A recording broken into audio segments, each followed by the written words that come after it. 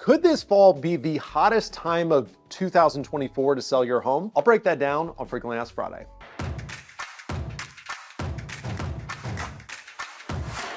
What is going on, party people? Thanks for tuning in. You're probably already skeptical. Here's another real estate agent telling me that now is the golden opportunity to sell. I personally believe that this fall may be the best time of the year of 2024 to sell your property. Let me break that down for you. All right, so if we set aside the fact that we're in an election year, which is a whole nother video, whole nother topic, what we know about our local metro Richmond market is that every single year, the number of home sales tapers down. So it peaks out some point in the summer, anywhere from May to July, and then it slowly drops, whereas we bottom out the number of home sales around December, January of every single year. Now, let's talk about the fact that we're in an election year. So typically across the United States as a whole, when we go from October to November, we typically see a 10% drop in the number of homes that are selling from October to November, whereas in election years, we typically see a 15% drop from October to November. So we have more buyers and sellers that are saying, hey, you know what? I just want to wait to see how this election turns out. I'm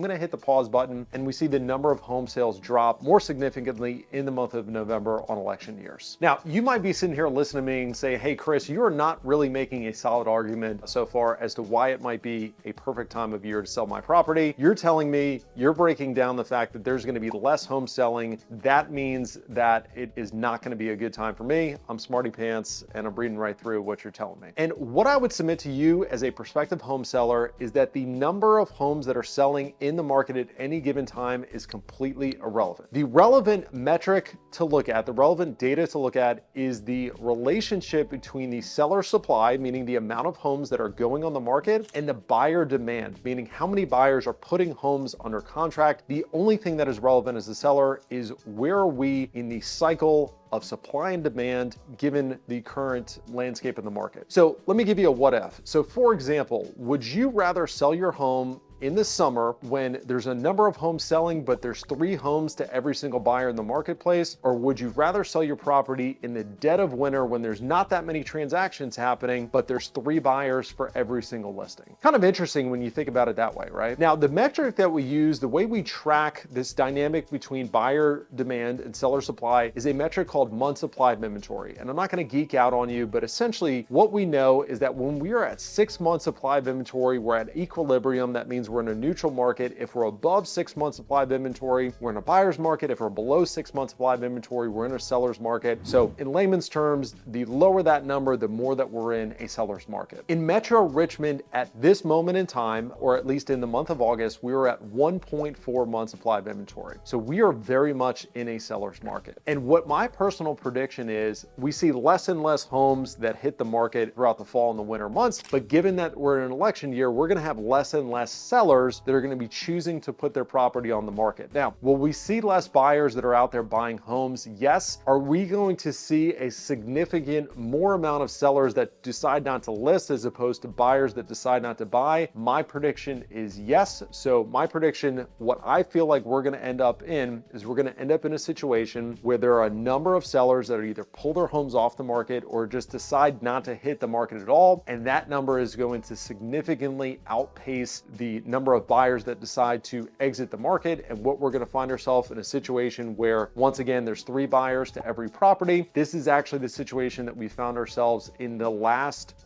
3 years in Metro Richmond, where the hottest time of year to sell was the month of December or January, believe it or not. And my prediction, with it being an election year, that's going to be even more significant. I'd be very curious to know if you believe me. I'd be very curious to know, to get your opinion. Throw it in the comments, shoot me a DM. Thanks for tuning in. We'll see how this one plays out.